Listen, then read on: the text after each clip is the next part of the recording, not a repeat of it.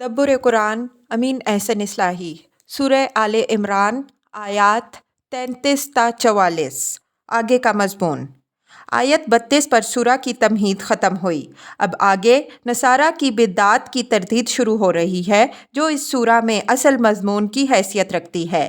اس کا آغاز بھی ایک تمہید سے ہوا ہے۔ پہلے اس سلسلہ رشد و ہدایت کا حوالہ ہے جو اللہ تعالیٰ نے اس دنیا کی رہنمائی کے لیے قائم فرمایا ہے۔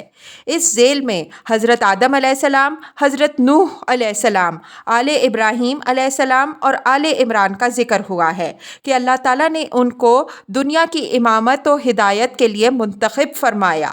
اس زمرے میں آل عمران کا ذکر خاص طور پر سیدنا مسیح علیہ السلام کے ذکر کی گویا تمہید ہے، اس لیے کہ اسی مبارک خاندان کی چشم و چراغ حضرت مریم علیہ السلام ہیں اور انہی حضرت مریم علیہ السلام کے بطن سے سیدنا مسیح علیہ السلام کی ولادت باسعادت ہوئی۔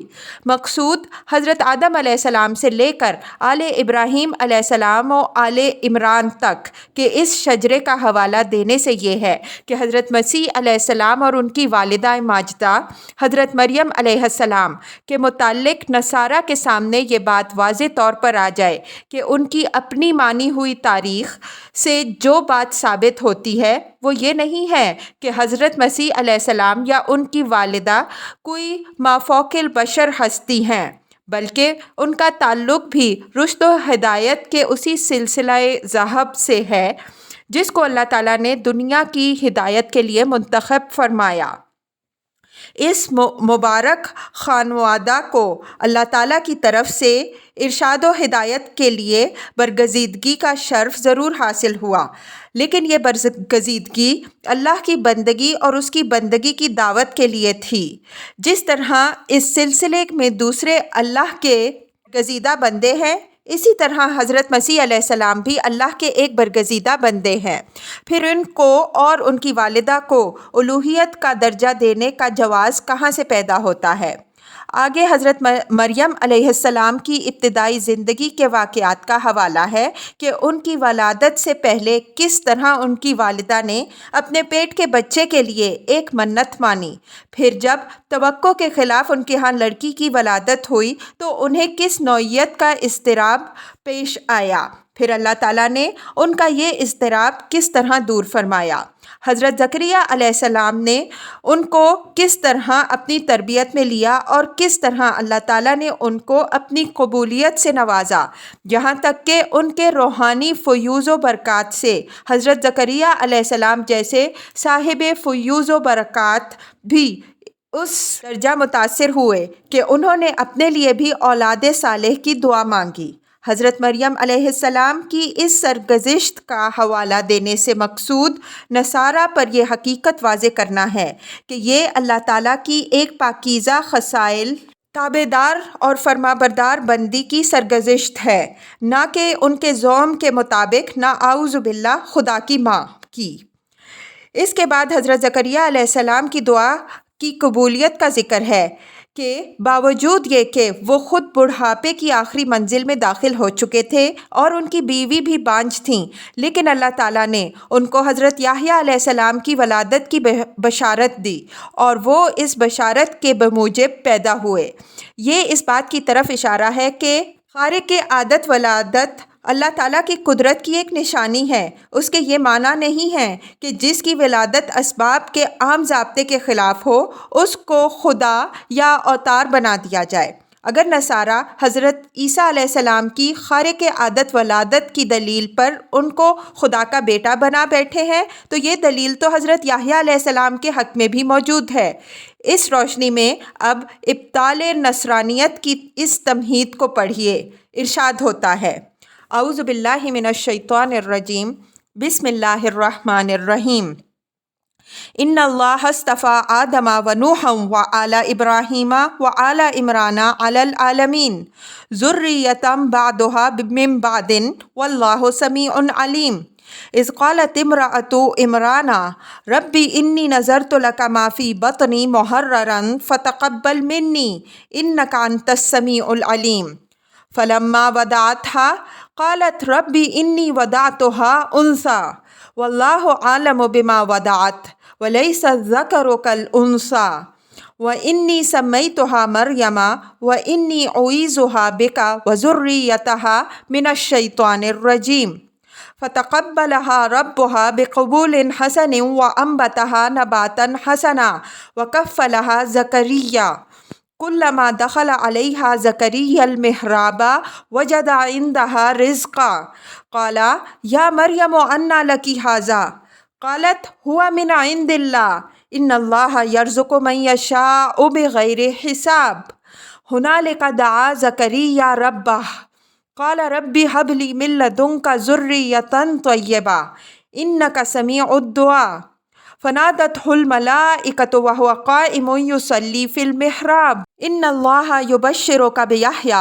मुसद्दिक़न बिकलिमतिन मिनल्लाहि व सय्यिदन व हसूरन व नबिय्यन मिनस सालिहीन क़ाल रब्बी अन्ना यकूनु ली ग़ुलामुन व क़द बलग़नियल किब्रु व इम्रअती आक़िर क़ाल कज़ालिकल्लाहु यफ़अलु मा यशा क़ाल रब्बि इजअल ली आया क़ाल आयतुका अल्ला तुकल्लिमन नासा सलासता अय्यामिन इल्ला रमज़ा वज़्कुर रब्बका कसीरन वसब्बिह बिल अशिय्यि वल इब्कार व इज़ क़ालतिल मलाइकतु या मरियमु इन्नल्लाह अस्तफ़ाकी व तहहिरकी वस्तफ़ाकी अलन निसाइल आलमीन या मरियम उक़्नुती लिरब्बिकी वस्जुदी वरकई मअर राकिईन ज़ालिका मिन अंबाइल ग़ैबि नूहीही इलैक वमा कुन्त लदैहिम इज़ युल्क़ूना अक़लामहुम अय्युहुम यकफ़ुलु मरियम वमा कुन्त लदैहिम इज़ यख़्तसिमून। तर्जुमा: अल्लाह ने आदम, नूह, आले इब्राहीम और आले इमरान को अहले आलम की रहनुमाई के लिए मुंतखब फरमाया। ये एक दूसरे की ज़ुर्रियत है और अल्लाह सुनने वाला, जानने वाला है। याद करो जब इमरान की बीवी ने दुआ की कि ए मेरे रब, जो बच्चा मेरे पेट में है मैंने उसको हर चीज़ से छुड़ाकर तेरे लिए ख़ास किया, सो तू उसको मेरी तरफ से कबूल फरमा। बेशक तू ही है जो सुनने वाला, जानने वाला है। तो जब उसने उसको जना तो उसने कहा कि ए मेरे रब, ये तो मैं लड़की जनी हूँ।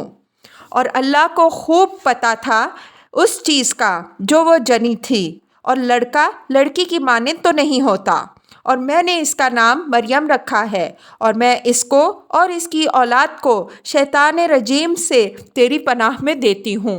तो उसके रब ने उसको अपनी पसंदीदगी की कबूलियत से नवाजा, उसको उम्दा तरीके पर परवान चढ़ाया और ज़करिया को उसका सरपरस्त बनाया। जब जब ज़करिया मेहराब में उसके पास जाता वहाँ रिज़्क़ पाता। उसने पूछा, ए मरियम, ये चीज़ तुम्हें कहाँ से हासिल होती है? उसने कहा, ये अल्लाह के पास से है। बेशक अल्लाह जिस पर चाहे बेहिसाब फजल फरमाता है। उस वक्त ज़करिया ने अपने रब को पुकारा। उसने दुआ की, ए मेरे परवरदिगार, तू मुझे भी अपनी जनाब से पाकीज़ा औलाद अता फरमा, बेशक तू दुआ सुनने वाला है। तो फरिश्तों ने उसको निदा दी जबकि वो मेहराब में नमाज में खड़ा था कि अल्लाह तुझको याह्या की खुशखबरी देता है, जो अल्लाह के एक कलमे का मिस्दाक, सरदार, लज़्ज़ात दुनिया से किनारा कश और ज़ुमराए सालिहीन से नबी होगा। उसने कहा, ए मेरे रब, मेरे यहाँ लड़का कैसे होगा? मैं तो बूढ़ा हो चुका हूँ और मेरी बीवी भी बांझ है। फरमाया, इसी तरह अल्लाह जो चाहता है करता है। उसने कहा, ए मेरे रब, तू मेरे लिए कोई निशानी ठहरा दे। फरमाया, तेरे लिए निशानी ये है कि तू 3 दिन लोगों से बात ना कर सकेगा मगर इशारे से, और अपने रब को बहुत ज़्यादा याद कीजियो और सुबह और शाम उसकी तस्बीह कीजियो। और जब फरिश्तों ने कहा, ए मरियम, अल्लाह ने तुमको बरगज़ीदा किया, तुमको पाक किया और तुमको दुनिया की औरतों पर तरजीह दी। ए मरियम, अपने रब की फरमाबरदारी में लगी रहो और रुकू सजदा करने वालों के साथ सजदा और रुकू करती रहो। ये गैब की ख़बरों में से हैं जो हम तुमको वही कर रहे हैं, और तुम उनके पास मौजूद ना थे जब वो अपने कुर्रे डाल रहे थे कि कौन मरियम की सरपरस्ती करेगा, और तुम उस वक्त भी उनके पास मौजूद ना थे जब वो आपस में झगड़ रहे थे। अल्फाज की तहकीक और आयात की वजाहत। ان اللہ استفا آدم و نوحا و آل ابراہیم و آل عمران علی العالمین ذریۃ بعضھا من بعض واللہ سمیع علیم۔ آدم علیہ السلام، نوح علیہ السلام اور ابراہیم علیہ السلام یہ سلسلہ نبوت و رسالت کے اساطین و امائد ہیں۔ ان کا ذکر ہو گیا تو گویا نبوت کے پورے مبارک سلسلے کا ذکر ہو گیا۔ حضرت ابراہیم علیہ السلام کے ذکر کے ساتھ ان کے آل کے ذکر نے ان دونوں شاخوں کو جمع کر دیا جو ان سے پھوٹی ہیں، یعنی حضرت اسحاق علیہ السلام کی شاخ کا بھی، جس کے آخری پیغمبر حضرت عیسیٰ علیہ السلام ہیں، اور حضرت اسماعیل علیہ السلام کی شاخ کا بھی، جس میں خاتم الانبیاء محمد رسول اللہ صلی اللہ علیہ وسلم کی بعثت ہوئی۔ آل ابراہیم کے بعد آل عمران کا ذکر یہاں ایک خاص اہمیت رکھتا ہے۔ یہ اس خاندان مبارک کا ذکر ہے جس میں حضرت مریم علیہ السلام کی ولادت بسعادت ہوئی۔ عمران بن ماتان حضرت مریم علیہ السلام کے والد ماجد کا نام ہے، حضرت عیسیٰ علیہ السلام کے جد مادری ہیں۔ اس سارے شجرے کے ذکر سے مقصود یہ دکھانا ہے کہ حضرت عیسیٰ علیہ السلام بھی اسی سلسلہ مبارک کی ایک کڑی ہیں۔ ان کی والدہ، ان کے نانا اور ان کے دوسرے اجداد سب معلوم ہیں۔ یہ سارے خاندان ایک دوسرے سے وابستہ و پیوستہ اور ایک دوسرے کی ذریت ہے۔ مطلب یہ ہے کہ پھر اسی خاندان سے اٹھے ہوئے ایک شخص کو الوہیت کے مقام پر پہنچا دینے کے کیا معنی؟ واللہ سمیع علیم میں اس بات کی طرف اشارہ ہے کہ اللہ تعالیٰ نے جن لوگوں کو نبوت و رسالت کے لیے منتخب فرمایا، یہ انتخاب تمام تر سماع و علم پر مبنی ہے۔ اس نے جن کو اس منصب کے لیے اہل پایا ان کو اس کے لیے انتخاب فرمایا۔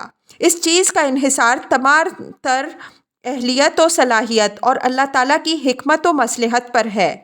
اس میں کسی خاندان کے شرف ذاتی کو کوئی دخل نہیں ہے، جیسا کہ شرف نسبی کے گھمنڈ میں مبتلا ہونے والوں نے گمان کیا ہے۔ اذ قالت امرأۃ عمران ربی انی نذرت لک ما فی بطنی محررا فتقبل منی انک انت السمیع العلیم۔ اوپر کی آیت میں آل عمران کا شجرہ نسب واضح کرنے کے بعد اب یہ حضرت مریم علیہ السلام کی ولادت کا ذکر فرمایا ہے کہ جب یہ ابھی اپنی ماں کے پیٹ ہی میں تھیں تو ان کی والدہ عمران کی بیوی نے یہ منت مانی تھی کہ اس پیدا ہونے والے بچے کو اللہ تعالیٰ کے لیے نذر کر دوں گی۔ اسی بچے کو اللہ تعالیٰ کے لیے نذر کرنے کا مقصد بنی اسرائیل میں یہ ہوتا تھا کہ اس کو وہ معبد کی خدمت کے لیے خاص کر دیں۔ محررن کے معنی ہیں آزاد کر کے، یعنی بڑے ہونے پر اس بچے پر گھر اور کمانے کھلانے کی کوئی ذمہ داری نہیں ہوگی، اس کی ساری زندگی صرف بیت المقدس کی خدمت ہی کے لیے وقف ہوگی۔ آگے آ رہا ہے کہ حضرت مریم علیہ السلام کی والدہ کو توقع لڑکے کی ولادت کی تھی لیکن پیدا ہوئی لڑکی۔ یہ چیز ان کے لیے موجب تردد ہوئی کیونکہ ہیکل کی خدمت کے لیے لڑکیوں اور عورتوں کے لینے کا رواج نہیں تھا، لیکن اللہ تعالیٰ نے حضرت مریم علیہ السلام کی والدہ کی نظر قبول فرما لی اور وہ ہیکل میں داخل کر لی گئیں۔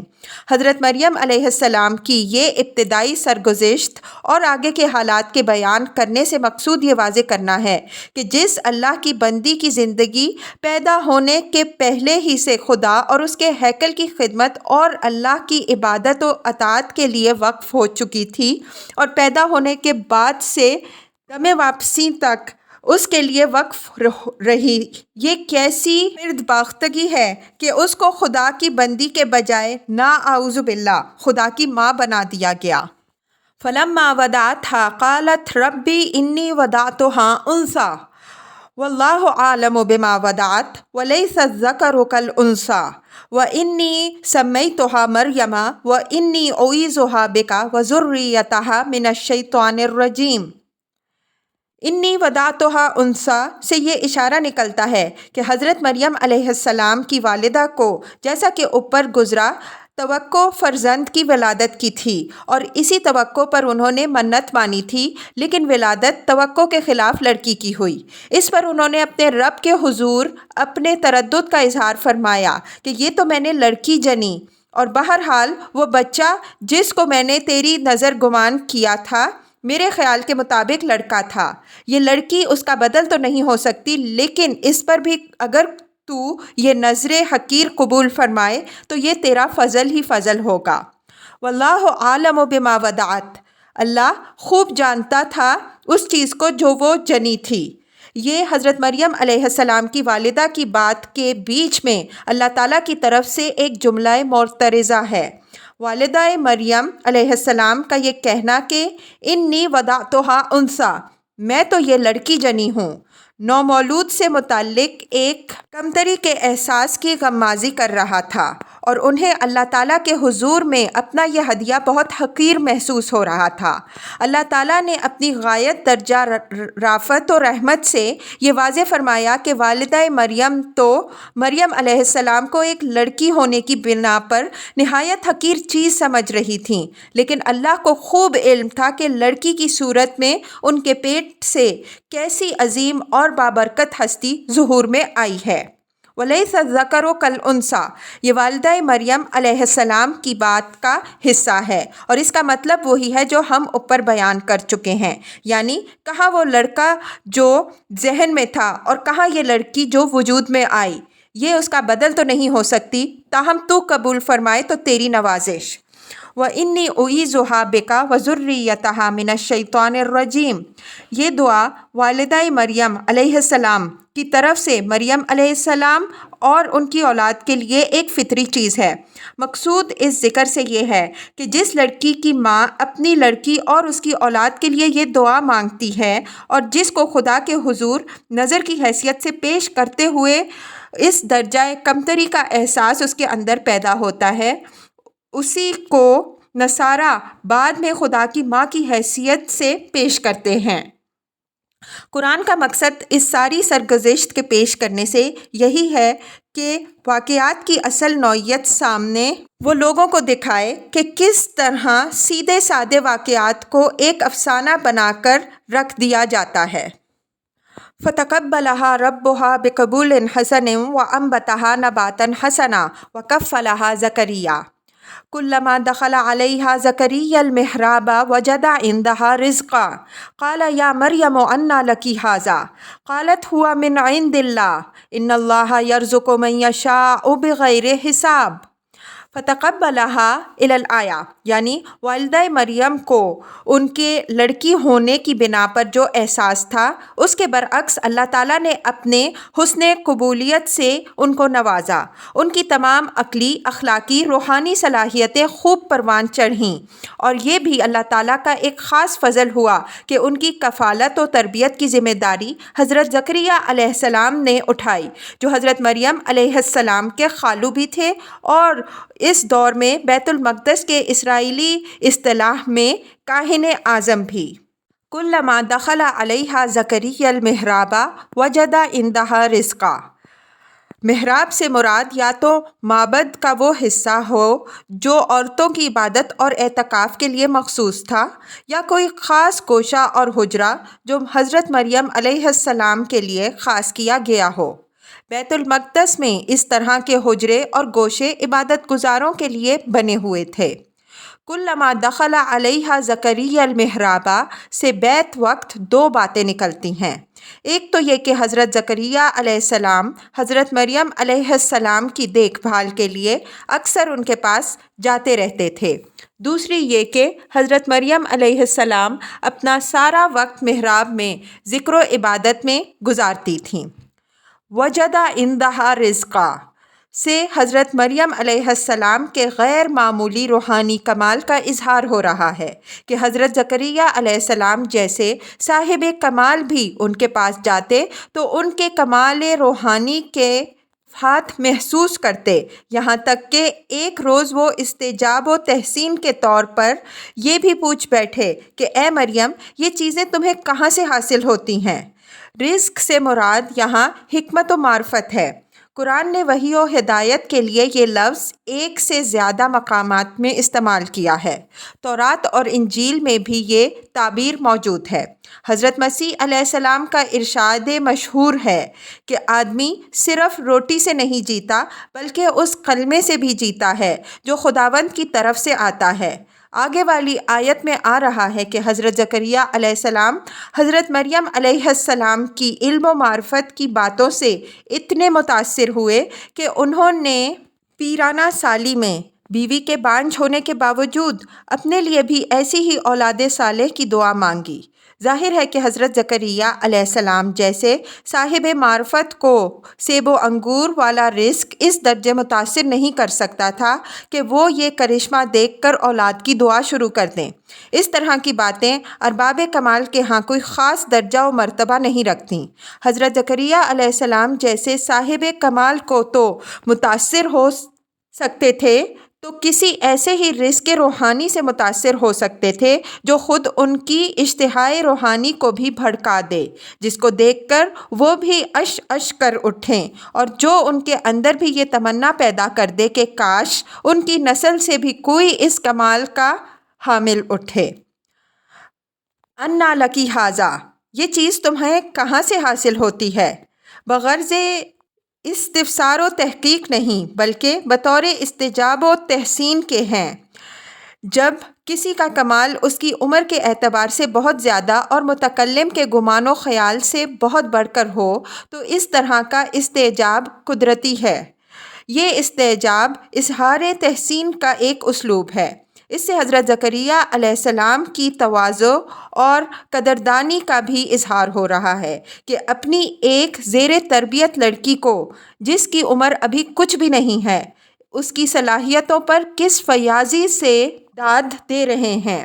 حضرت مریم علیہ السلام کا جواب ہوا من عند اللہ بھی اس کم سنی میں ان کی پختگی عقل کا شاہد ہے کہ انہوں نے اس کو اللہ کا فضل اور احسان قرار دیا، اس کو اپنے زہد و ریاضت کا کرشمہ نہیں قرار دیا۔ ان اللہ یرزق من یشاء بغیر حساب، ہمارے نزدیک حضرت مریم علیہ السلام کے جواب کا حصہ نہیں ہے، بلکہ یہ اللہ کی طرف سے حضرت مریم علیہ السلام کی تحسین اور اپنے فضل بے پایاں کا اظہار ہے۔ بغیر حساب کا مفہوم ہم اوپر واضح کر آئے ہیں۔ ہنالک دعا زکریا ربہ قال رب ہب لی من لدنک ذریۃ طیبہ انک سمیع الدعاء۔ ہنالکا سے اس بات کا اظہار ہو رہا ہے کہ حضرت مریم علیہ السلام کی حیرت انگیز حکمت و معرفت سے حضرت زکریا علیہ السلام اس درجہ متاثر ہوئے کہ اولاد کی آرزو جو ان کے اندر دبی ہوئی تھی وہ دفعتاً بھڑک اٹھی کہ کاش حکمت و معرفت کا کوئی ایسا ہی وارث اللہ تعالیٰ ان کو بھی بخشے۔ چنانچہ اس کے لیے انہوں نے اللہ تعالیٰ سے دعا کی۔ من لدنکا کے الفاظ سے یہ ظاہر ہو رہا ہے کہ اپنے بڑھاپے اور بیوی کے بانجھ ہونے کی وجہ سے ظاہری حالات کو تو وہ غیر مساعد پا رہے تھے، لیکن اللہ تعالیٰ سے یہ امید رکھتے تھے کہ وہ اگر چاہے تو اس کے فضل و قدرت سے ایک بوڑھے کی تمنا بھی بر آ سکتی ہے اور ایک بڑھیا بانجھ کی گود بھی ہری ہو سکتی ہے۔ اسباب تو محض ظاہر کا پردہ ہے، اصل چیز تو خدا کی قدرت اور اس کی عنایت ہے۔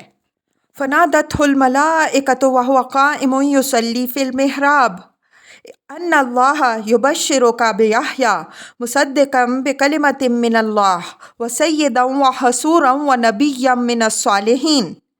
ملائکہ کا لفظ یہاں اور خاص اس سیاق میں جہاں جہاں بھی آیا ہے جمع کی صورت میں آیا ہے۔ اس کی وجہ ہمارے نزدیک یہ ہے کہ حضرت زکریا علیہ السلام نے ہاتف غیبی کی ندا سنی۔ تعین کے ساتھ انہوں نے فرشتے کو نہیں پہچانا۔ اس ابہام کے سبب سے قرآن نے کسی خاص فرشتے کے بجائے فرشتوں کا ذکر فرمایا ہے، جس سے یہ بات تو نکلتی ہے کہ زکریا علیہ السلام کو جو آواز سنائی دی وہ ملکوتی تھی، لیکن ساتھ ہی اس بات کا بھی اظہار ہو رہا ہے کہ یہ محض ایک غیبی آواز تھی جو ان کے کانوں میں پڑی۔ وَهُوَ قَائِمٌ يُصَلِّي فِي الْمِحْرَابِ، یعنی ہاتف غیبی کی یہ آواز انہیں اس وقت سنائی دی جب وہ حجرے کے اندر نماز میں کھڑے تھے۔ قرینہ تھا اس بات کا کہ یہ آواز ملکوتی ہی ہوگی، اس لیے کہ نماز کی حالت فرشتے کے قرب و اتصال کے لیے سب سے زیادہ موزوں ہے۔ ایک اور اشارہ اس سے یہ بھی نکلتا ہے کہ دعا و مناجات اور اپنے رب سے راز و نیاز کے لیے سب سے زیادہ موزوں وقت وہ ہوتا ہے جب بندہ نماز میں ہوتا ہے۔ اسی سے نماز میں زندگی اور حرارت پیدا ہوتی ہے، اور یہی نماز ہماری زندگی کا ربط براہ راست اپنے خالق و مالک سے قائم کرتی ہے۔ قرآن میں تمام مشکلات و مسائل کے اندر نماز کی جو تاکید پیغمبر صلی اللہ علیہ وسلم کو کی جاتی ہے، اس سے بھی یہی بات نکلتی ہے کہ زندگی کی مشکلات کے حل کی کلید اسی کے اندر ہے۔ احادیث میں رسول اللہ صلی اللہ علیہ وسلم اور صحابہ رضی اللہ عنہم اجمعین کی نمازوں کی جو تفصیلات ملتی ہیں، ان سے بھی یہی اندازہ ہوتا ہے کہ ان کی نمازیں فی الواقع خدا سے راز و نیاز کی نمازیں تھیں۔ ان کی تمام دعائیں اور فریادیں نماز کے سجدوں اور قیام میں ہوتی تھیں، اور وہ اپنی نمازوں سے جب لوٹتے تھے تو اپنے دامن اور اپنی جھولیاں بھر کے لوٹتے تھے۔ ان کے لیے نماز زندگی کی ایک ایسی ہی ضرورت تھی جس طرح پیاسوں کو گھاٹ کی ضرورت ہوتی ہے۔ ہماری نمازوں کے اندر یہ شان باقی نہیں رہی۔ اب نمازیں صرف رسم داری کی نوعیت کی چیز بن کر رہ گئی ہیں، زندگی سے ان کا کوئی تعلق باقی نہیں رہا۔ اب ہم نمازیں تو بے جان اور بے روح پڑھتے ہیں، اور لمبی لمبی دعائیں نمازوں سے فارغ ہو کر مانگتے ہیں، حالانکہ مانگنے کا اصلی وقت نمازوں میں ہوتا ہے جبکہ بندہ اپنے رب کے حضور میں ہوتا ہے۔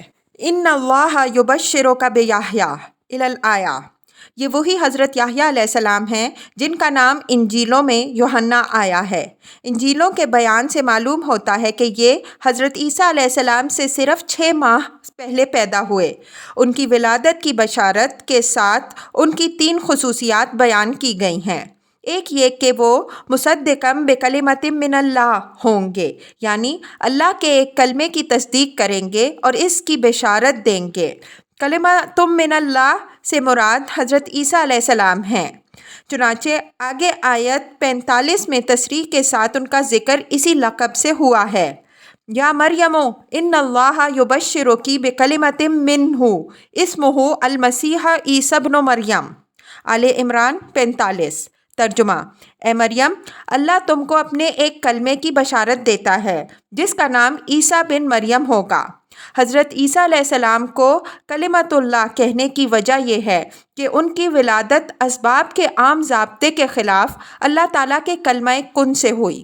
کلمہ کی تنکیر سے یہ بات بھی واضح ہوتی ہے کہ اللہ تعالیٰ کے ان گنت کلمات میں سے حضرت عیسیٰ علیہ السلام بھی ایک کلمہ ہیں۔ جس طرح اس کائنات کی بے شمار چیزیں مجرد کلمہ کن سے ظہور میں آئی ہیں، اسی طرح حضرت عیسیٰ علیہ السلام بھی اس کلمہ سے ظہور میں آئے۔ اس سے نصارہ کے ایک دعوے کی تردید ہو رہی ہے، وہ یہ کہ وہ کہتے ہیں کہ کلمۃ اللہ صرف حضرت مسیح علیہ السلام ہیں، اور پھر اس سے ان کی الوہیت کا عقیدہ ثابت کرتے ہیں۔ کلماتم کے ساتھ بے اس بات کا قرینہ ہے کہ یہاں تصدیق کا لفظ بشارت کے مفہوم پر بھی مشتمل ہے، یعنی حضرت یحییٰ علیہ السلام حضرت عیسیٰ علیہ السلام کی تصدیق بھی کریں گے اور ان کی بشارت بھی دیں گے۔ انجیلوں سے ثابت ہے کہ انہوں نے یہ دونوں فرض انجام دیے۔ انہوں نے خود اپنی زندگی کا جو مشن واضح کیا وہ یہی تھا کہ وہ آنے والے کی راہ صاف کرنے آئے ہیں۔ چنانچہ انہوں نے اپنے اس مشن کی تکمیل کے لیے جان کی بازی لگا دی۔ ان کی زندگی سراپا سیدنا مسیح علیہ السلام کی تصدیق تھی۔ ان کی ولادت بھی سمجھیے کہ ایک پہلو سے حضرت مسیح علیہ السلام کی ولادت کی طرح خارق عادت ہی تھی۔ زہد و توکل اور تجرد میں بھی ہو بہو اپنے بعد آنے والے کا نقش اول تھے، اور منادی تو انہوں نے جس شان سے حضرت عیسیٰ علیہ السلام کی ہے، واقعہ یہ ہے کہ اس سے دشت و جبل گونج اٹھے۔ دوسری یہ کہ وہ سید ہوں گے۔ سید کے معنی سردار کے ہیں۔ نبی اپنی فطرت، اپنی دعوت اور اپنے مشن کے لحاظ سے سردار ہوتا ہے۔ وہ داعی بن کر لوگوں کو پکارتا، منذر بن کر لوگوں کو جگاتا اور ہادی و مرشد بن کر لوگوں کی رہنمائی کرتا ہے۔ اس کا کام انجام دینے کے لیے وہ قدرت کی طرف سے تمام لوازم و اسلحہ سے مسلح ہوتا ہے۔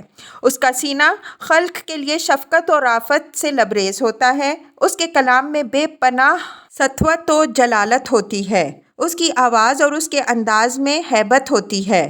اس کی تابناک پیشانی اس کی عظمت و صداقت کی گواہی دیتی ہے۔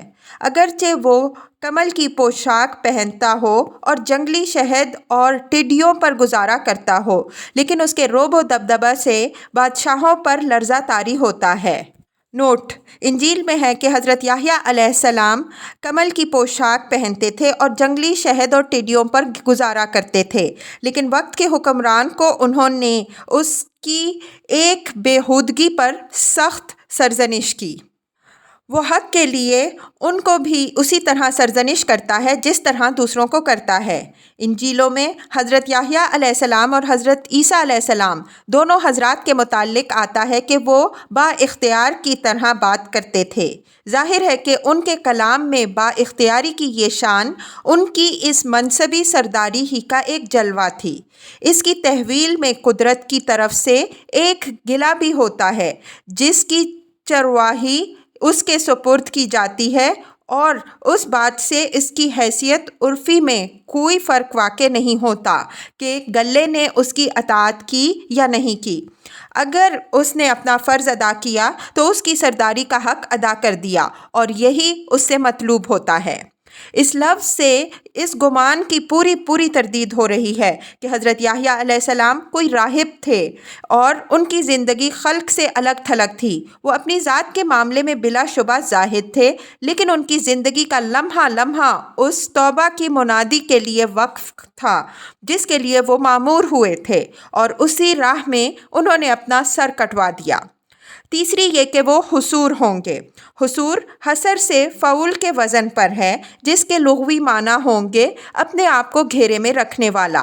یہیں سے اس کا استعمال اس شخص کے لیے ہوا جو لذات دنیا سے منقطع ہو کر اپنے آپ کو کامل ضبط میں رکھنے والا ہو۔ یوں تو یہ ضبط نفس اس کی سرداری کی خصوصیت میں سے ہے جس کا ذکر اوپر ہوا، اس لیے کہ جو اپنے آپ کو ضبط میں رکھ سکے گا وہی خلق کو بھی ضبط میں رکھنے والا بن سکے گا۔ لیکن حضرت یحییٰ علیہ السلام اور حضرت مسیح علیہ السلام دونوں نبیوں کی زندگیاں بالکل درویشانہ تھیں۔ انہوں نے زندگی کی ان لذتوں سے کبھی فائدہ نہیں اٹھایا جو عام حالات میں کسی درجے میں بھی داخل دنیاداری نہیں قرار دی جا سکتی۔ لیکن معلوم ہوتا ہے کہ ان حضرات کے حالات خاص تھے۔ ان کے زمانے میں یہود پر دنیا کی محبت اتنی غالب آ گئی تھی کہ ان کا رخ موڑنے کے لیے ان کو زندگی کا ایک بالکل زاہدانہ اور درویشانہ نمونہ رکھنا پڑا۔ یہ علاج ضد کی ایک شکل ہے جو جسمانیات کی طرح روحانیات و اخلاقیات میں بھی خاص حالات میں اختیار کرنی پڑتی ہے۔ مقصود تو اس سے یہ ہوگا کہ یہ امت بتدریج اس نقطۂ اعتدال کو اختیار کرنے کے قابل بنے جو بالآخر اللہ کے آخری دین میں ان کے سامنے آنے والا تھا، لیکن نصارہ نے ان کے اس زہد کو رہبانیت کا رنگ دے دیا اور بعد کے زمانوں میں رہبانیت کا ایک پورا نظام کھڑا کر دیا۔ چوتھی یہ کہ وہ نبی ہوں گے۔ نبی کا مفہوم واضح ہے، البتہ اس کے ساتھ من الصالحین کی جو وضاحت ہے اس سے مقصود ان کے زمرے کو بتانا ہے کہ وہ باہمہ صفات و کمالات تھے، زمرہ صالحین میں سے تھے۔ یہ نہیں ہے کہ ان کو الوہیت کا کوئی مقام حاصل ہو گیا تھا، حالانکہ کمالات و فضائل کے علاوہ حضرت عیسیٰ علیہ السلام سے رشتہ داری کا تعلق بھی رکھتے تھے، اور ان کی ولادت بھی حضرت عیسیٰ علیہ السلام کی ولادت سے بہت مشابہ ہے۔ بلکہ انجیلوں سے تو یہ بھی ثابت ہوتا ہے کہ انہی نے حضرت عیسیٰ علیہ السلام کو بپتسمہ دیا، اور حضرت عیسیٰ علیہ السلام نے ان کی بابت فرمایا کہ ماؤں نے جن کو جنا ان میں یوحنا سے بڑا کوئی نہیں۔